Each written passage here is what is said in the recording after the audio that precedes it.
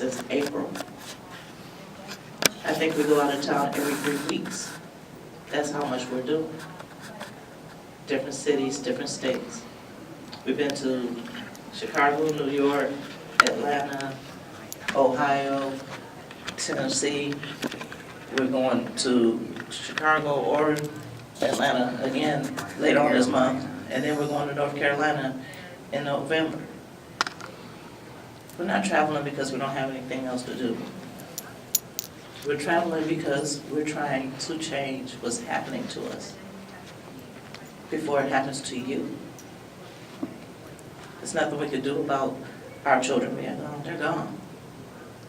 But in their honor and in their name, we'll fight. And all we ask you to do is just tell the truth about what we're doing and why we're doing what we do.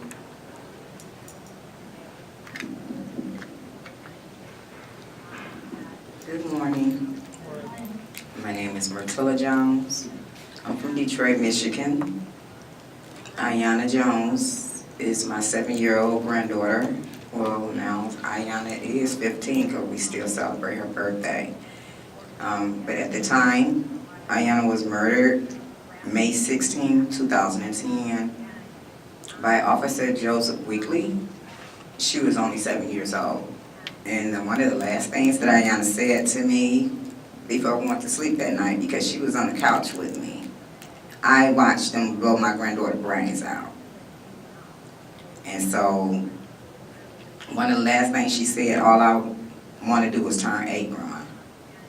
She never did get a chance, but we still celebrated that birthday for her, and we do so every year.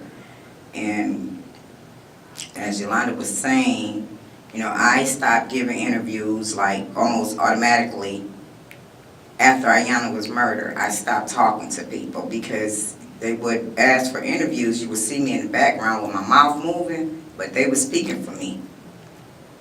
I was over 40 years old, almost 50, when this happened. You don't have to speak for me. I can speak for myself because I'm no one's dummy. And like Yolanda was saying as well, get up and do something about this before it comes and kick your door open like it did mine and murder one of your loved ones. Because it don't matter. In the skin color, it really don't matter.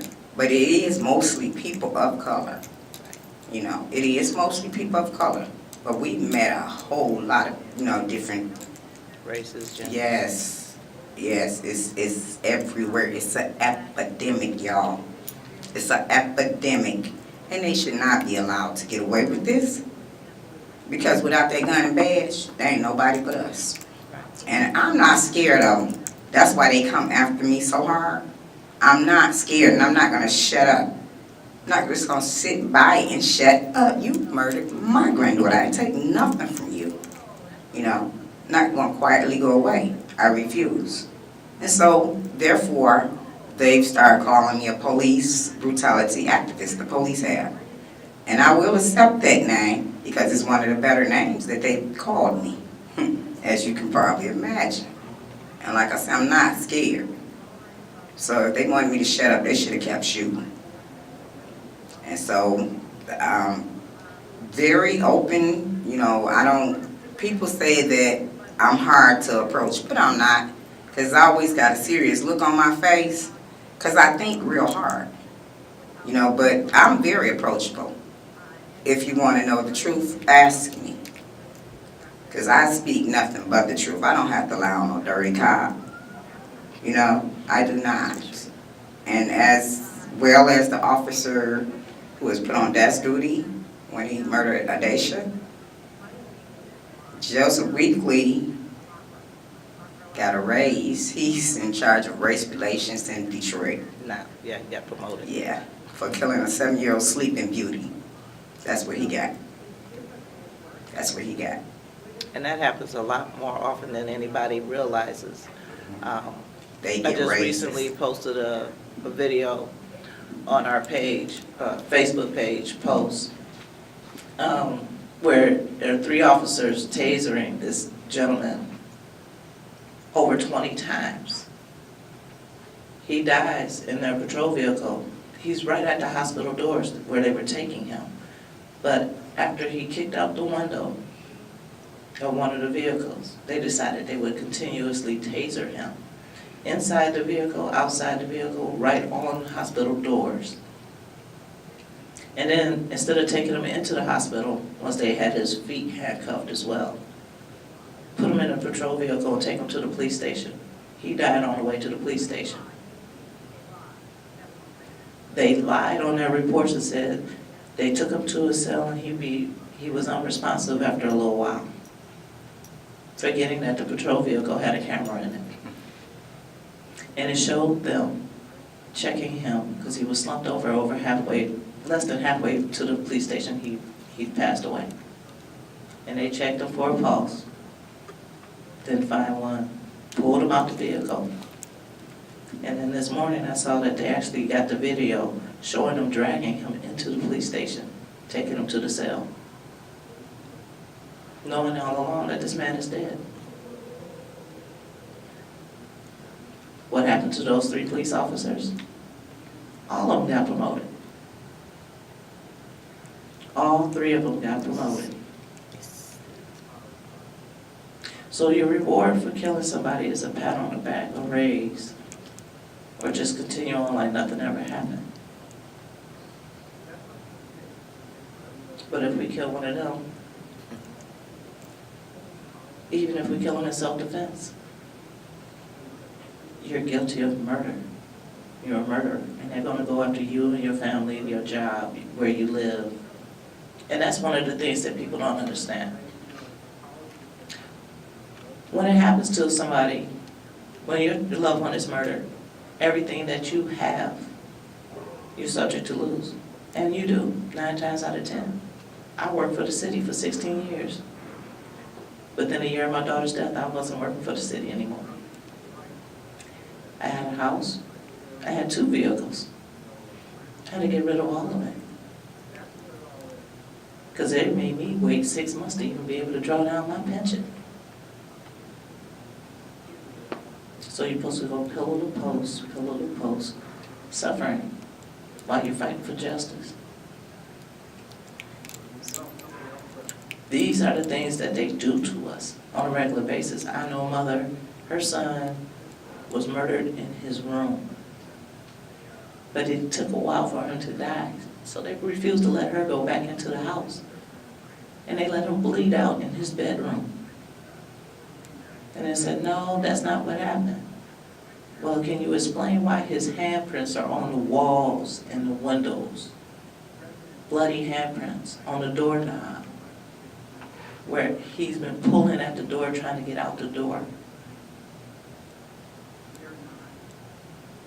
Well, that's blood splatter. You're misconstruing what you're seeing. Then they went to the apartment complex and told the manager, you need to get her out of here. She just renewed her contract, her lease, and they made her move. And then charged her $3,000 to clean up the apartment. I told the manager, you better lose that report that says you saw handprints all around the room, bloody handprints. Another mother was lied to by the police officers that her son was dead. He was dead for 4 hours before they even admitted that they hadn't took him to the hospital yet. The blatant disregard for life, unless you're wearing a blue uniform with that little tin badge, is ridiculous. Officers killing officers. Like, it looked like a criminal to me. And of course, the majority are black. Right. Even when they identify themselves, I'm an officer, I'm off duty, he reached for a gun, because he got one like you. Got his the same way you did. Doesn't matter. Black, white, Mexican, Chinese, it doesn't make a difference. Because once they decide you're going to die, you're going to die. Whether it means they have to come to your house continuously to provoke you into doing something, which they do. She could tell you. Oh, yeah. They do that. Kevin Kellum can tell you. They continuously come to your house to harass you. They came Your to my house. children, they come after the They rest of come your up family. after your family in ridiculous ways. But we need to press to tell the truth, not to be afraid to stand up with us. You know, if you're gonna come seek me out and ask me, can I tell you something, don't rewrite it for me. I don't need you to do that. That's why a lot of stuff we do ourselves. You have to. You can release a press release. We're gonna be here, big rally, da-da-da. If they wanna shut it down, they'll shut it down.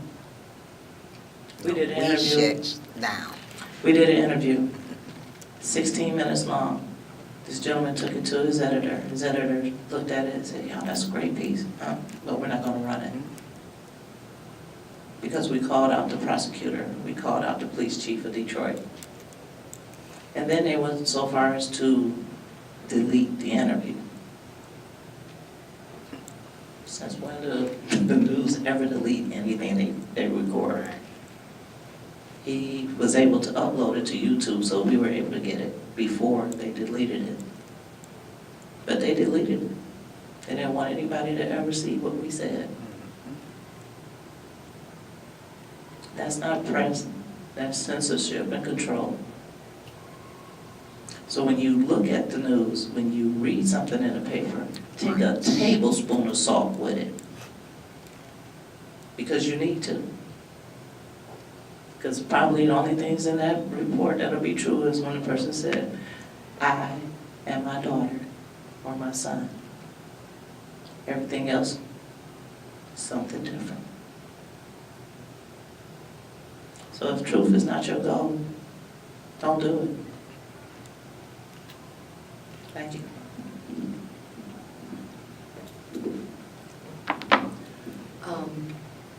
Check the time real quick. Okay, so we got about, like, I would say 15 minutes, maybe 10 to 15 minutes. Does anybody have any questions for the families, myself also included?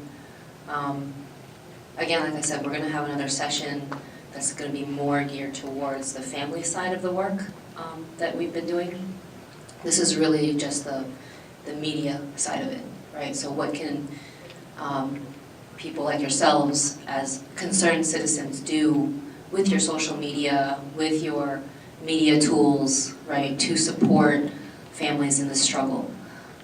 One of the main things that I would say, the reason why this is so important to build locally, right? So like, if it would have been, if I had my wishes come true, the families of Grand Rapids would be here, right? One of the things that we've experienced, and always hits us kind of like, really like blindsides us, is how often families are not included in these social justice discussions, right? Which doesn't make any sense, because if you think about it, let's say your loved one was killed, right? By a cop or maybe by someone else, a civilian, right? And even our justice system supposedly operates this way. If someone is killed in your family, who decides what to do about the case? The family, right? The family is like, well, do you want to push for death penalty or whatever? Do you want to press charges, right? Obviously, in cases of murder, the state kind of takes control and they arrest the person, right? And they, have a trial and things like that. But when a person is wronged, that person should have a say in what happens, right? And in instances of police killings, right, one, they're not allowed to be included in the process at all. I mean, most of the time, the police don't even call them to tell them that their loved one is dead. Most of the time, families find out from the media. I just saw your son's name in the paper or on the TV. What's going on? Are you okay? From a friend, right? So police don't even follow proper protocol in terms of reporting to the family, right? Because at that time, they're still kind of constructing their lie. Well, what do we say? Do we plant a gun? What do we do, right? Oh, let's just hold off for a few more hours, leave the family in disarray, oh, it was an accident, or, whatever. It's a little bit harder now, it's more challenging because we have cameras so accessible to us, right? Another really important case to think about is the case of Eric Garner. Why did that blow up? Well, because Ramsey Orta, and there was another woman that was there, the recorder, I forgot her name. She's not as popular, as popularized as Ramsey Orta, who's locked up now because of what happened, right? He was targeted after he filmed Eric Garner's death, which put police violence on the international radar, right? Where everybody in the globe is like, what is going on with the US police, right? But it's been happening for centuries, right?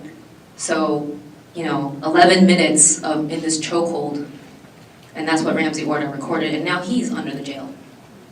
What sense does that make? Right? So, I want you guys to focus your questions on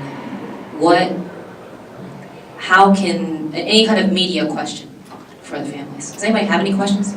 Raise your hand. Go ahead. First of all, thank you so much for sharing your stories. I think something that I'm definitely going to take away is I'm going to continue to share what you guys have told me. Because I've done interviews in the past with media, and they tend to turn a 15-minute interview into a 1-minute snippet of the basics. Right. So thank you so much for sharing. And my question is about the organization Post. Where is that based off, and you guys have weekly meetings? We are in Detroit. I do have some cards up here you can get. But we are in Detroit. But we're actually a national nonprofit.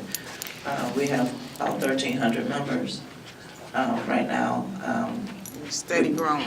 Right, and we're working to move forward with the legislation and changing things. We're also working on getting a building so that you can come to our meetings. But we do have conference calls.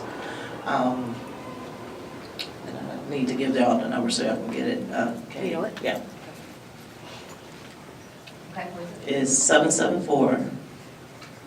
774-220-4000. And your key code for that would be 2544, sorry, 145-2544, and a pound sign. We will have a conference call this Sunday. We do it on Sundays at 6 p.m. Every other Sunday, and we will have one, and we welcome people to call in and listen. I constantly tell people, you don't know what you can do or where you can help until you hear what the problems are. And we may be able to help somebody else. Oftentimes people call in, lost their loved one, have no idea where to start or how to start, any support whatsoever. And with our Facebook page, we're literally open 24/7. It doesn't make a difference. You could come to our page at 4:30 in the morning and say, I need to talk to somebody. Somebody's going to hit you back and say, call me. Or what's your number? Inbox me so I can talk to you. Most times it's me. It's her. That's Lady President. Yeah, I'm the president of Post. But yeah, we're always there. Nisa will tell you. Her and I have been on the phone 3, 4 o'clock in the morning. She's in Vegas. She's like, it's sunny out here. Okay, well, sun ain't even up here yet, But we make ourselves available so that people can get the help that they need. I can lend my 5-year fight, all the knowledge that I've accumulated, the contacts that I have. And I tell people, you never know who we know. I've talked to folks in California that were struck too. You're gonna hear, sis, bro, it's family, mom. We just call it, we're family for life. Oh, yeah. So when you listen to us, hear the pain in our voice. But you're also gonna hear me tell people, when you're fighting for justice for your children, you have to step back a little bit, that emotion. Lock it away, there'll be a time to let it out. But you gotta be about the business of getting justice for your child. Because they don't listen to us if we're ranting and raving and crying. They ignore us. It's just like that kid that keeps saying, Mom, Mom, Mom, and Mom just keep talking her conversation like that kid's not talking. But when I addressed you, my name's Yolanda McNair, I'd like to talk to you about the justice of Adaisha. You pay attention to me. And then when my conversation goes to levels and people and places that you don't expect me to be, then you're a little leery about me. You want to know what I know. Where am I going? Who's my target? We have to be about that. Everybody that comes and works with us is about that. And we welcome. It doesn't make a difference your age, your race. It doesn't. That's one thing we do. People. It's period. It's just people. Thank you. And another thing I would like to say, as far as we being a family, because they came at me so hard. I'm the mother of 8 grown people, 2 grown women and 6 grown men in a row. They came after Aiyana's dad. They locked him up. They gave him 40 to 60. They had to put him in that some kind of way so they can justify them coming in my house and killing his daughter. You see what I'm saying? So people used to come at me, well, they still do. You know, well, your son ain't locked up for nothing. Yes, he is, because I'm very vocal when I do talk. And so they called us gang members because, like I said, I have 6 sons, 6 grown men in a row. Plus, I raised my great-nephews along with my sons, you know. And so my house is always packed. I mean, with generation after generation. And so when they came to my house, it was actually like 3 or 4 generations in my house. But they came to the wrong house. They were supposed to have been upstairs. My daughter stayed upstairs with her ex-fiance. After they killed Aiyana, they brought him downstairs in my flat, in his drawers, like he was in my house, in his underwear. Made 48 hours, turned off the cameras. Yeah, 48 hours was there. From A&E, they filmed it. Went to Mount Clemens, sold the tape of my granddaughter being murdered. Yeah, they did. Yeah, they even put the reporter in jail for refusing to turn it over. Yep. But it just so happened someone else was out there, an independent person, photographing and recording all of this as well, and was able to turn it over to my son and his, Aiyana's mom, attorney. And so, you know, they seen it.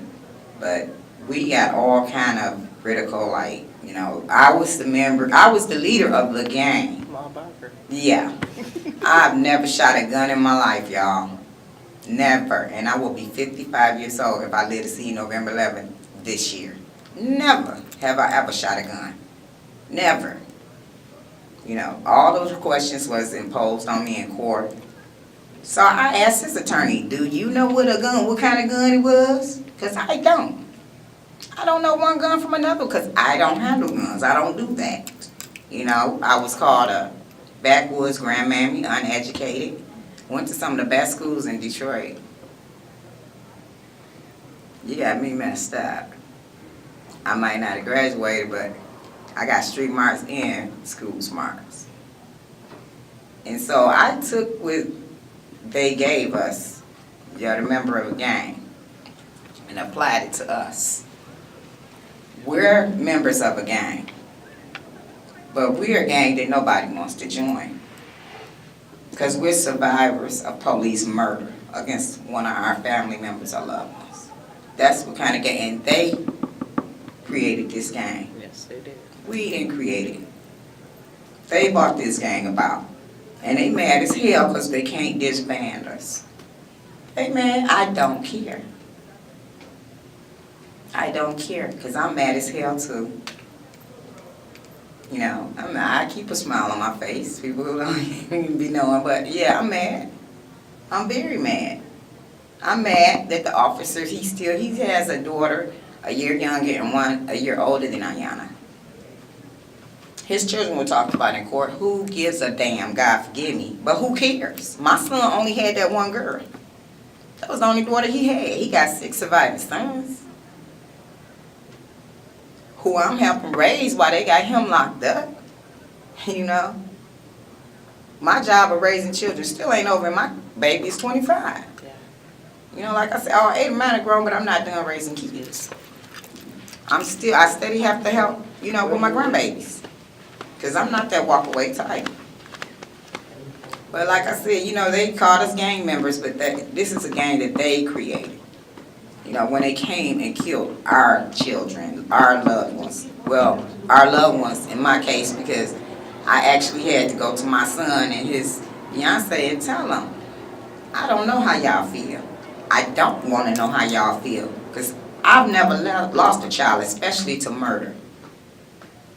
No, I don't want, it hurt me to my heart to have to tell my kid that I don't want to know how you feel, but it's the truth. I don't want to know how you feel at all, you know. And then the different cities and states we go to. I was in Ohio one year, and it was 2 mothers on the panel, and they had teenage sons that had been murdered. Both of them was, well, one of them was supposedly running away from the police, got shot in his back while he was running. But he's supposed to have a gun and turn around and point it at the officer, but the bullet is in his back. And another one was sitting in his car, a stolen car. So the cops called it. And when the police came and told them that their sons were dead at the hands of law enforcement, they said they accepted it. And then chills just broke out over my body. Y'all see them lights get there? They, yeah, yeah.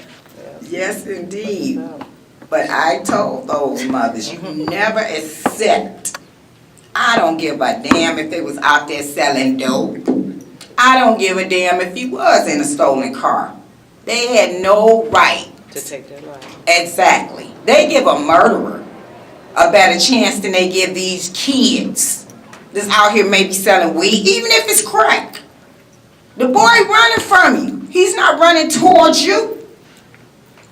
They give a murderer a better chance than they give these babies. And like I asked them, what can y'all say she did to y'all? So it was turned on me and my son.